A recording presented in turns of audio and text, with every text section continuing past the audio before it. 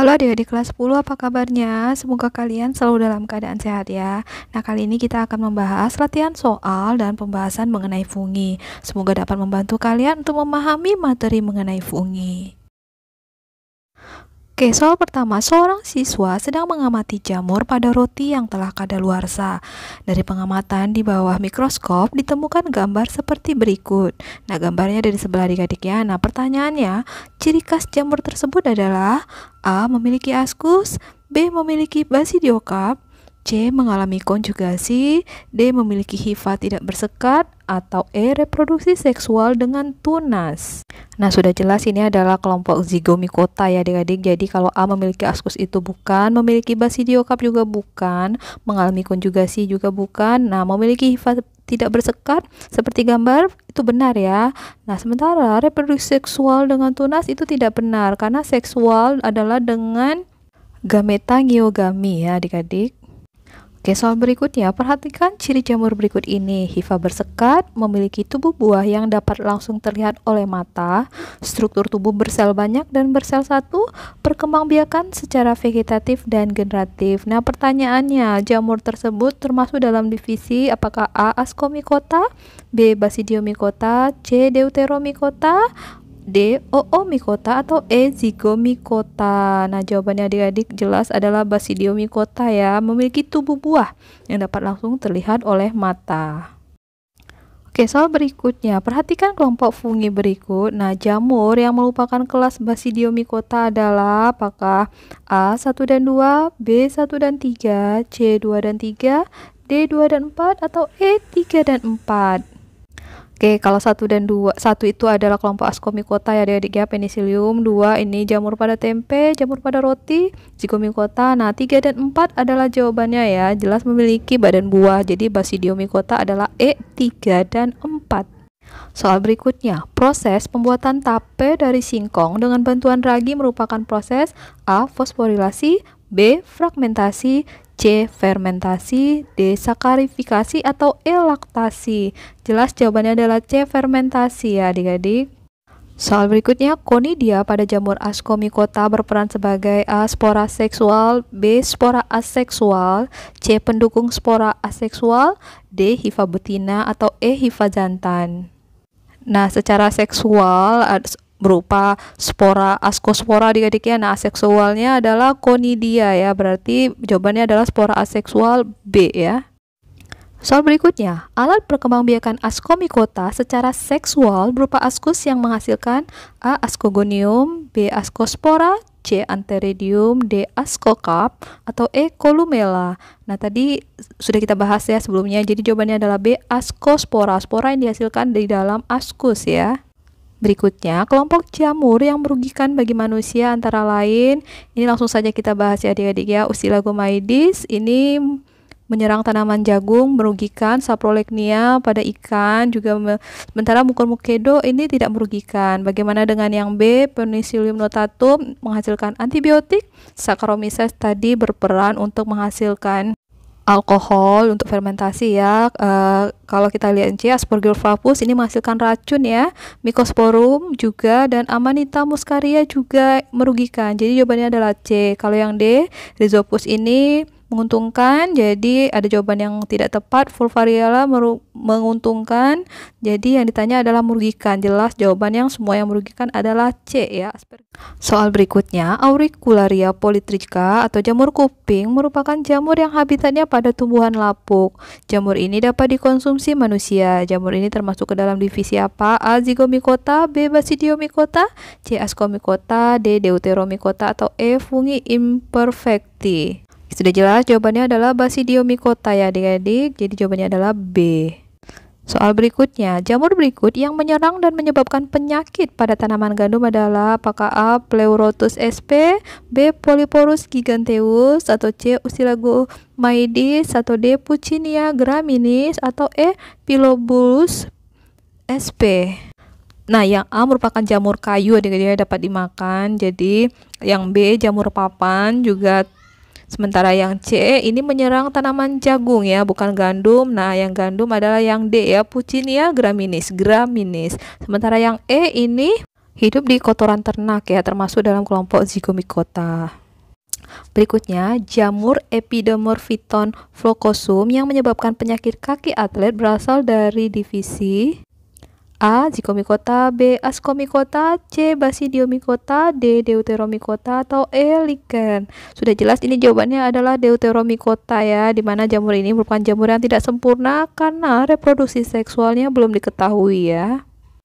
Sekarang kita masuk soal berikutnya. Jamur parasit yang menyebabkan penyakit pada tanaman jagung adalah A. Rhizopus oryzae, B. Ustilagomaides, C. Puccinia, D. Saccharomyces cerevisiae, atau E. Penicillium notatum. Sepertinya tadi juga sudah kita bahas Maides, jadi jawabannya adalah B. Ustilagomaides ya. Sementara Rhizopus oryzae tadi hubungannya dengan pembuatan tempe, Saccharomyces untuk fermentasi menghasilkan tape, sementara Penicillium itu menghasilkan antibiotik. Soal berikutnya, pernyataan di bawah ini yang benar mengenai sifat-sifat jamur, yaitu kita langsung saja bahas ya adik-adik ya. Eukariotik dan heterotrof itu benar karena jamur sudah merupakan eukariotik, memiliki inti sejati, membran inti, dan tidak dapat menghasilkan makanannya sendiri, sehingga disebut heterotrof. Jadi yang autotrof pada B itu tidak benar, prokariotik itu tidak benar, dan berklorofil untuk yang E juga tidak benar, apalagi yang autotrof ya. Sementara heterotrofnya dengan cara apa adik-adik? Ada yang parasit dan ada yang saprofit ya untuk jamur. Nah berikutnya, jamur yang bersifat makroskopis termasuk dalam divisi jamur A. Myxomycota, B. Ascomycota, C. Deuteromycota, D. Basidiomycota, atau E. Zygomicota. Nah jawaban tepat adalah Basidiomycota D adik-adik ya. Umumnya yang lainnya bersifat mikroskopis. Soal berikutnya, perhatikan data-data berikut. 1. Memiliki hifa senositik, 2. Memiliki hifa monositik, 3. Menghasilkan spora ngiospora, 4. Menghasilkan conidia, 5. Menghasilkan ascospora. Nah, hal yang merupakan ciri jamur dari filum Ascomycota ditunjukkan oleh nomor. Hifa senositik dimiliki oleh Zygomicota ya adik-adik ya. Jadi nomor 1 yang A, B, C itu tidak tepat. Jadi antara D dan E, 2, 3, dan 5. Nah 2, hifa monositik itu benar ya. Jadi memiliki septa atau sekat, dan satu sekat atau septa ini memiliki satu inti.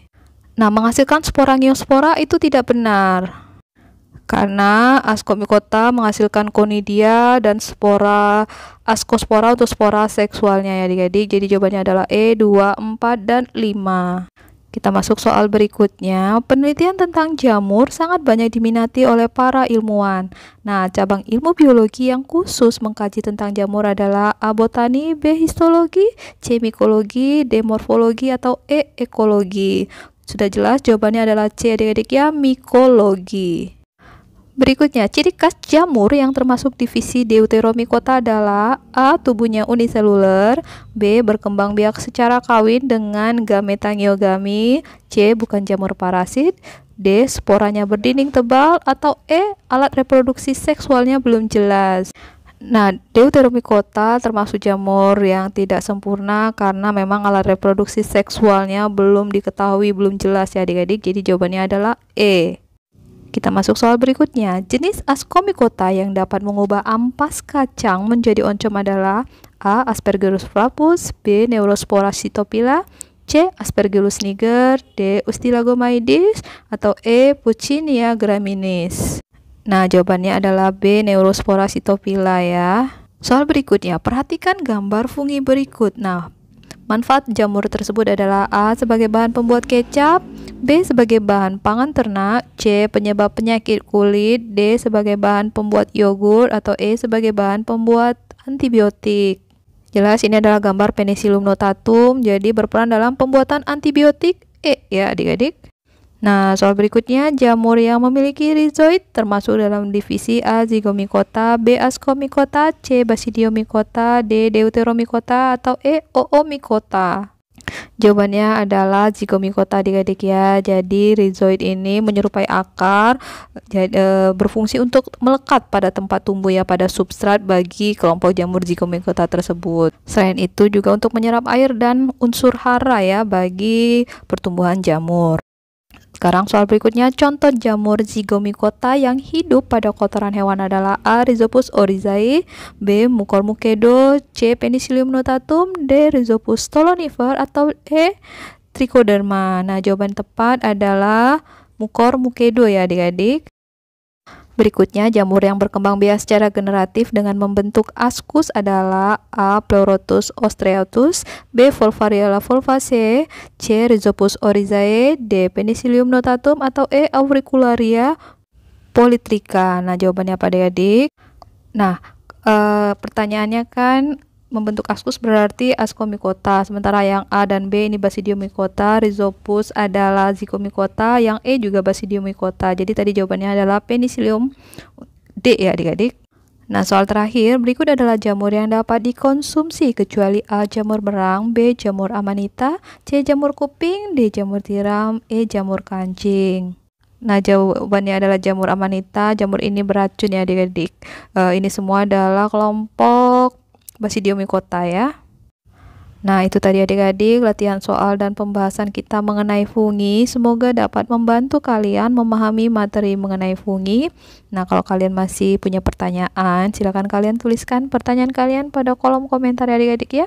Tetap semangat, tetap jaga kesehatan. Kita bertemu pada materi berikutnya. Salam.